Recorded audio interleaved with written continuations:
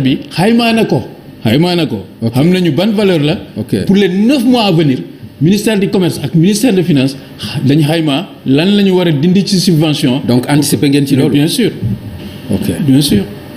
donc loolu mën na dalal xel nit ñi mën a jàpp ni kat. oui vraiment mën nañu dem ci affaire yi xaw a compliqué subvention mën a soulager. mais loolu c'est important ñu xam. nañ ñaan yàlla nag vraiment parce que loolu bu yàggee Pape xam nga comme li ngay wax c'est mathématique loolu bu yàggee mais amul benn réew bu koy atteindre.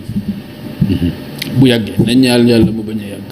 d'accord dañuy des ba tey fi nga xam ni mooy Casamance ndax tey le maire de Ziguinchor muy Ousmane Sonko am na génn bu mu génn ba tey ci la wax ni pare nañu ko atte bu gaaw ci coowam li nga xam ni moo dox ci digganteem ak Adji Sarr.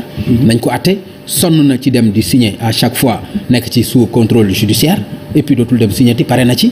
alors est-ce que tam amul dëgg ci da ngeen ko bëgg a galgal parce que ñu bari jàpp nañu ne galgal boobu bàyyiwu fi Khalifa Sall bàyyiwu fi Karim Wade du ko fi bàyyi ndax moom itam ci loolu ngeen bëgg a jëm ak moom ndax jàpp leen itam bu fekkente ni am na lu ñu koy toppee jotul état bu Sénégal atte ko mu xam fan la féete.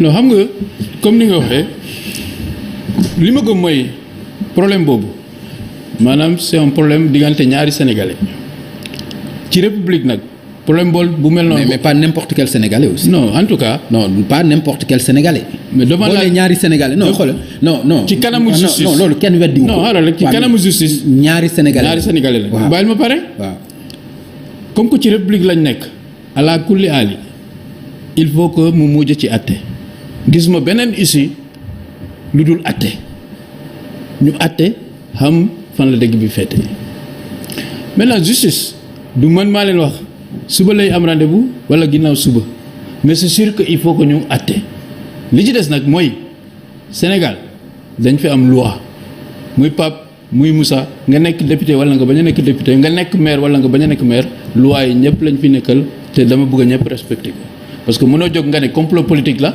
après nga ne complot des juges suba complot du peuple donc loolu vraiment man gëm ma ko. mais bu waxee complot itam am na ñoo xam ni seen xel dina ci tey. waaw démb politique yi la woon tey juge yi la suba kan la. ok d'accord monsieur le ministre waa Kolda nag activistes yi ñu ngi lay laaj seen hôpital bi. scanner bi kañ lañ koy jot.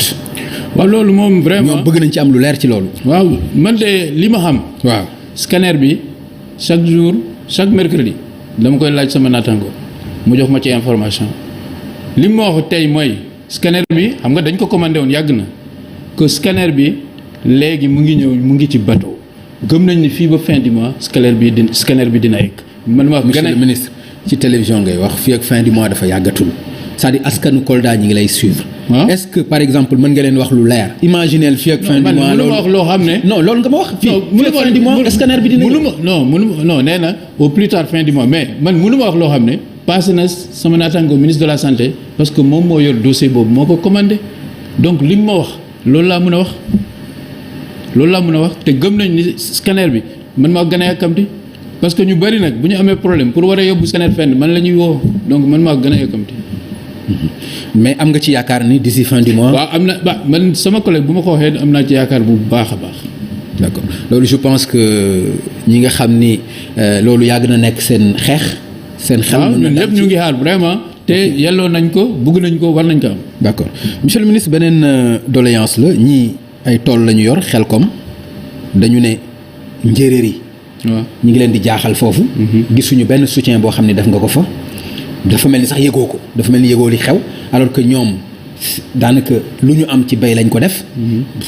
doo leen nemmeeku. mosoo faa dem tegoo fa sa tànk xamoo ci lu ñuy dund mais jàpp nañu ne nag war nga leen jàppale ci lii nga xam ne ñu ngi koy dund njéeréer yi di bëgg a yàq seen àll bi foofu.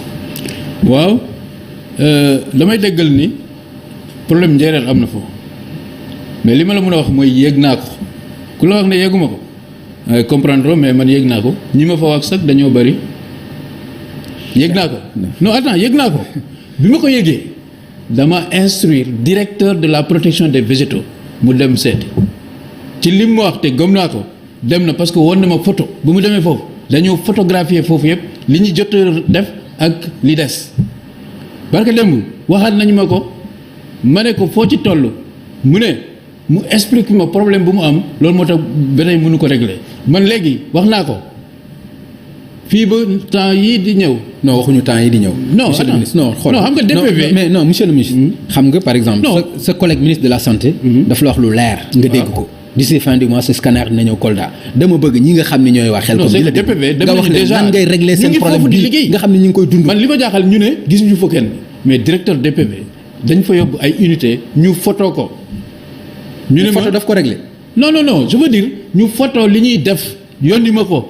am na ñu ci def yu jéego yu bëri ñëwoon nañ fa première fois ñu régler lu bëri ñu ñibbi mais njéeréer yi ñëwaat parce que njéeréer nag aussi il faut comprendre que mais loo xam ne mënoo ko maîtriser noonu mais DPV ñu ngi ci xeex tous les jours te gëm nañ ni en tout cas am nañu ñu ngi xool pexe pour régler problème boobu c'est pas que yegguñu ko ku la wax yegguñu ko yegg nañ ko ku la wax yóbbuñu fa kenn yóbbu nañ fa le plus important de la protection des végétaux mooy directeur de la. mais monsieur le ministre xam nga ni urgence la.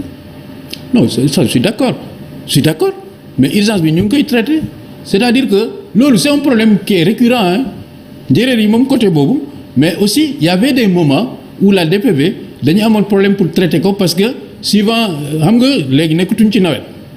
ci garab yi la ñu nekk à un certain moment même il était question que peut-être bu ñu defee yenn yi day gàllankoor affaire élevage. tout ça c'est des questions qu'on doit regarder. c'est une question que nous suivons de près. loolu moom mën na la ko wax. d'accord alors ci leneen lu ñu jëm xam nga ni campagne bi njaayum gerte gi amagum na mën nañu wax téeméeri fan mooy. ñetti weer boo ko doon xayma lan nga ciy wax ndax campagne bi baax na li ñu dajaleegum ci gerte boo ko méngalee ak daaw ndax am na ay jéego ban gis-gis nga am ci campagne bi ak ban note nga koy jox. waaw xam nga campagne daaw ak daaw jeex dafa amoon ni mu tëddee woon mooy exportateurs yi. dañu ñëwoon doole dès le début de la campagne jënd presque gerte yi ba gaay tiit. huiliers yi di kaas ñu ne amuñu gerte ren effet inverse moo am. effet inverse mooy ren bu ñu commencé huiliers yi rek ñoo nekkoon di jënd gerte parce que daaw Chine xam nga 500 000 tonnes lañ jël ci Sénégal ak feneen dañu amoon bi ñuy ubbi campagne gerte Sénégal fekkee dafa am réserve stock bu ñu am jeexagul.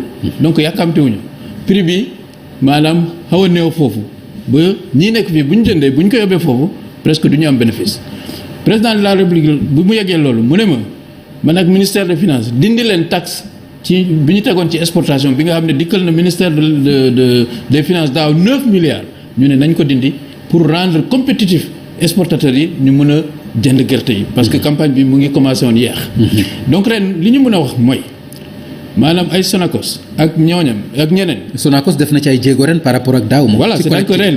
waaw jënd nañu gerte bu seen xaalis jeex loolu moo am chinois les exportateurs chinois teelu ñu commencé léegi commencé nañu naam ñëw ñu doole comme daaw mais ñu ngi jënd fu mu nekk nii li nga wax la def nañ campagne téeméeri jour li ñu jot a collecté maanaam ci semence jiw. huiliers yi lu ñu collecté pour diwlin ak exportateurs yi boo ko xayma mu ngi ñanti téeméeri junni tonnes ak li ko wees. d'accord léegi béykat yi nag lan la ñu wax ñoom est-ce que jàpp nga ni ils sont satisfaits. non xam nga kan moo satisfaitul prix bi nga xam ni moom la ñu homologué est-ce que déggoo ay mbapat déggoo ñeneen ñi nga xam itam am nañu. non xam nga li ma mën a wax mooy daaw mënoon nañu wax am nañu mbapat mais mbapat boo xam ne moo arrangé béykat bi. dañ ne prix plancher 250.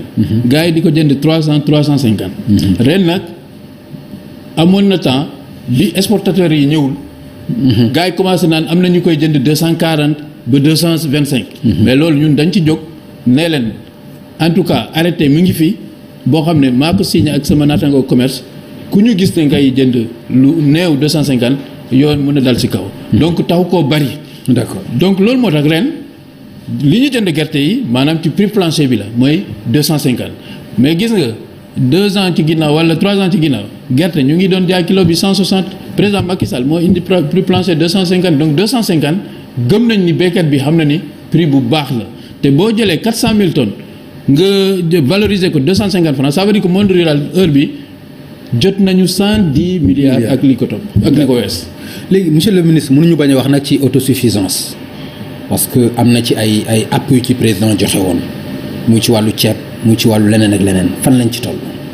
waaw xam nga président de la République bu mu defee plan Sénégal émergent dafa amoon wàll bu important pour agriculture boobu c'était en 2014 ñu natt ñu ne 2017 bëgg nañu am autosuffisance boobu suñu production ceeb man maa nekkoon DG Sodagri ñun ñoo defoon plan boobu pour agriculture ñu tuddee ko PRACAS boobu Sénégal ñu ngi produire diggante 300 000 ba 400 000 tonnes ceeb année bi heure bi depuis 3-4 ans suñu production mu ngi diggante 1 million 400 ba 1 million 500 donc vraiment def nañ ci jéego yu am solo wante des na loolu moom lu leer la parce que non seulement 1 million 600 000 tonnes c'était pour 2017 population bi mu ngi yokk donc heure bi évidemment il faut nga yeesalaat ko mu nekk ay 1 million 800 ba 2 millions presque de tonnes.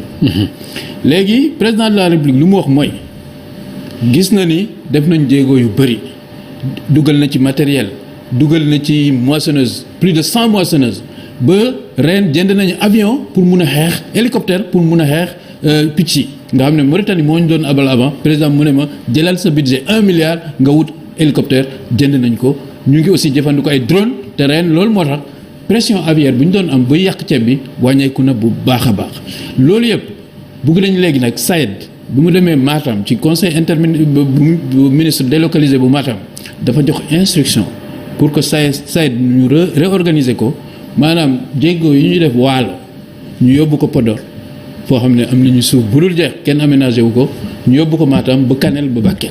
d'accord programme boobu validé nañ ko. mais lii wóor te wóor mooy il faut que ay privé yu am doole.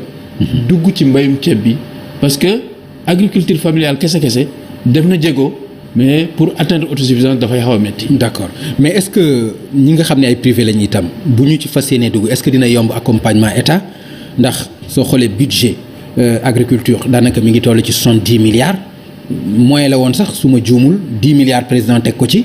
alors bu dee ci matériel. non loolu dama ko war a rectifier le budget ministère de l'agriculture pour 2022 170 milliards. 170 milliards laa bëgg a wax. 170 milliards voilà. 170 milliards. waaw 170 milliards. tout à fait 170 milliards yi loolu moo la jumloo c'est que 70 milliards yi. mooy maanaam pour jënd jiw engrais pour nawet bii di ñëw. loolu laa bëgg li ma bëgg a wax mooy. ci 170 milliards yooyu. waaw par exemple ñu jël 5 milliards. uniquement pour matériel agricole. est-ce que yaakaaruloo loolu itam tuuti na. non loolu aussi waaw xam nga loolu la ma bëgg a vraiment rectifier loolu 5 milliards yi ci suñu 70 milliards yi.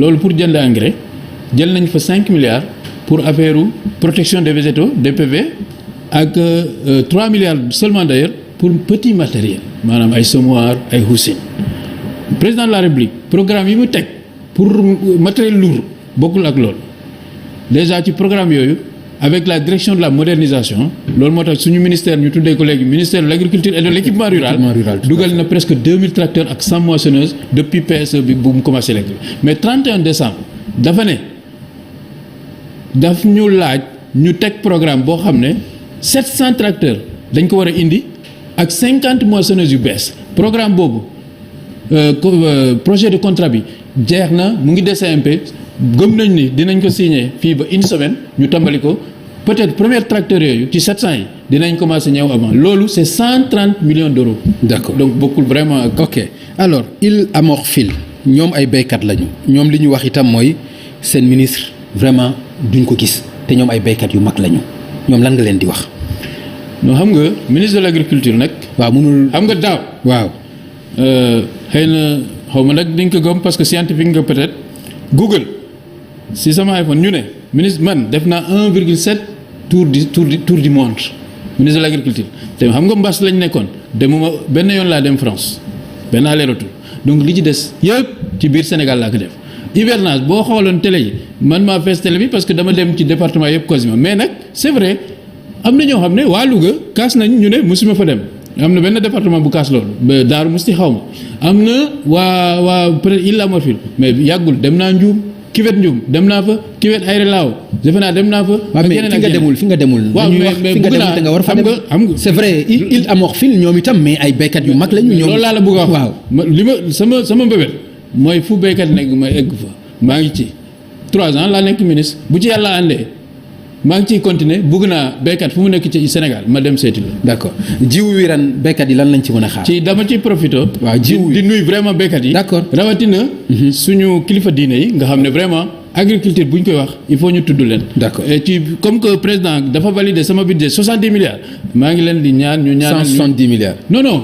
pour hivernage bi. pour hivernage bi 70 milliards. ok pour jënd jiw engrais tout ça. ok léegi dama leen di vraiment ñaan ñu ñaanal ñu nawet bu baax. pour que vraiment. choc yi ñuy am ci guerre yi mu bañ a dalaat Sénégal. d'accord léegi jiw wi lan lañ ci mën a xaar parce que ñu bari jàpp nañ ni liñ daan jot sax léegi dafa gën a néew lan nga leen ci mën a wax ci jiw. non xam nga jiw la vérité et puis loolu aussi vraiment dama koy leeral ñun bi ma ñëwee ba léegi 2019 2020 2021 ba ren à peu près 70 000 tonnes jiw ñun lañu subventionné.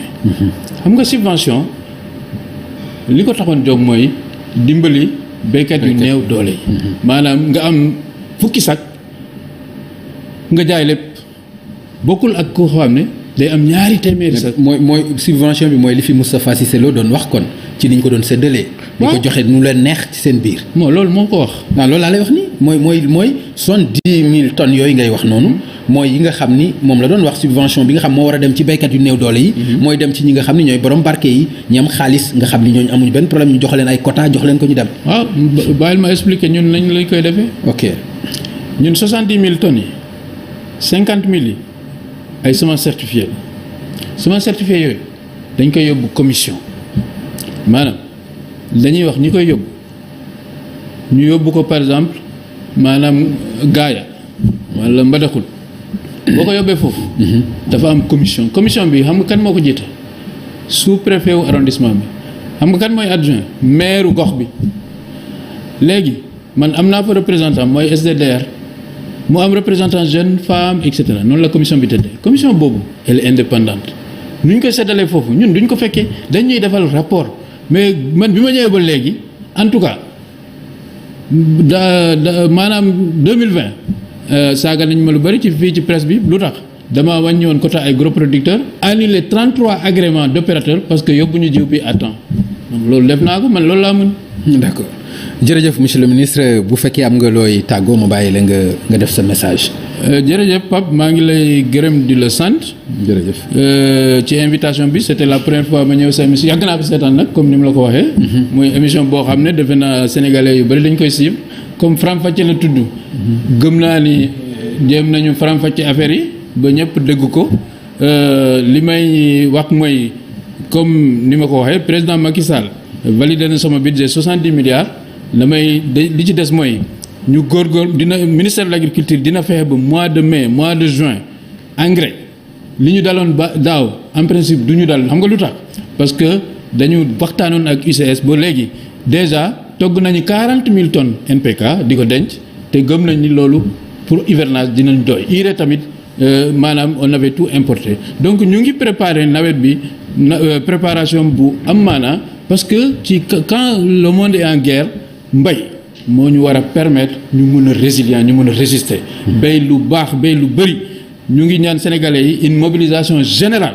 pour que nawet bi mu nekk comme bu 2021 bu amee ndox ñu béy loo xam ne presque dinañu passer 4 millions de tonnes de céréales dinañu passer 2 millions de tonnes d'arachide comme ça lu fi mën ta xew ci àdduna bi ñu war a en tout cas nekk en sécurité loolu le président bëgg loolu laa bëgg maa ngi leen di gërëm di leen sant.